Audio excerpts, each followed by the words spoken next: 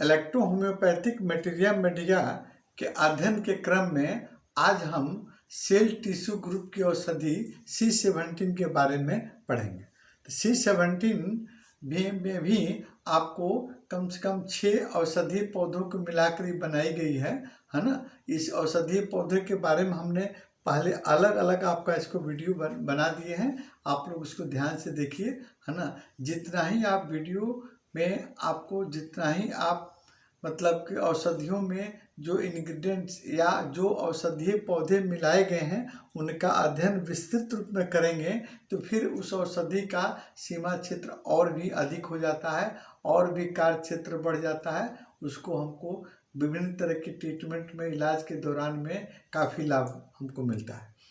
17 जो है C17 औषधि जो है ये आपको इस औषधि का प्रभाव सभी टेम्परामेंट के मरीजों पर होता है, यानी बिलियस टेम्परामेंट, लिम्फेटिक टेम्परामेंट और मिक्स टेम्परामेंट, सभी तरह के और मतलब टेम्परामेंट पर इस औषधि का कार्य देखने को मिलता है ना।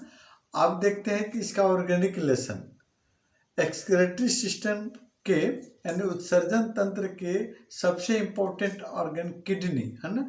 तो किडनी पर तो कम लेकिन यूरिनरी ब्लडर और यूरेटर और यूरेथ्रा पर इस औषधि का प्रभाव देखने को मिलता है ना। साथ साथ में उसके मसल्स, नर्व और एस्टोमक पर भी इस औषधि का प्रभाव देखने को मिलता है ना।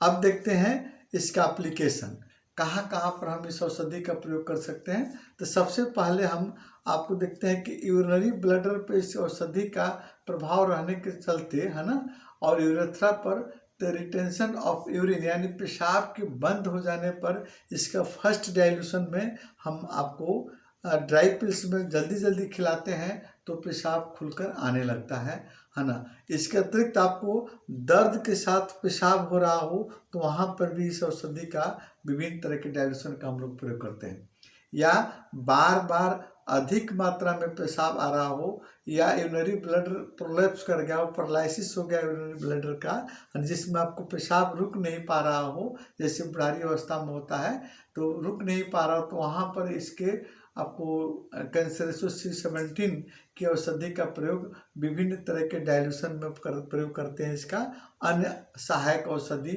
ए ग्रुप और एस्कोफ्लोसो ग्रुप के औषधियों के साथ में गुर्दे की पत्थर यानी किडनी में स्टोन हो गया हो, वो स्टोन को आपको निकालने में ये औषधि मदद करती है। साथ साथ में आपको बिलियस टेम्परामेंट वालों के लिए या आपको पित्त की थैली की पथरी को भी निकालने का काम करती है आपको ये औषधि। ब्लड शुगर में इस औषधि का प्रयोग हम लोग करते हैं।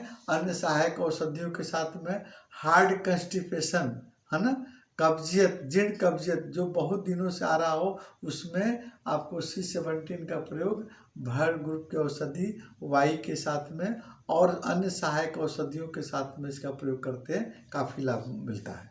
इसके अतिरिक्त देखते हैं इंटेस्टाइन में अगर सिकुड़न हो गया हो तो वहाँ पर इस औषधि का 4 से 5 गोली को हम सुसुम पानी के साथ में बार बार प्रयोग जब करते हैं तो आपको इंटेस्टाइन का आपको सिकुड़ना नॉर्मल स्टेज में आ जाता है।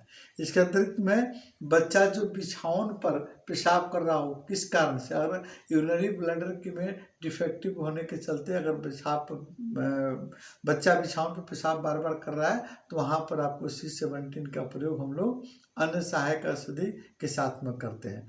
इसके अलावा आपको प्रोस्टेट ग्लैंड्स के इनलार्जमेंट में भी इस औषधि का प्रयोग आपको बहुत अच्छा देखने को मिलता है अन्य औषधियों के सहायता के साथ में, है ना। तो आज हम C17 के बारे में, इसके बाद की औषधि हम आपको अगले वीडियो में पढ़ाएंगे। इसको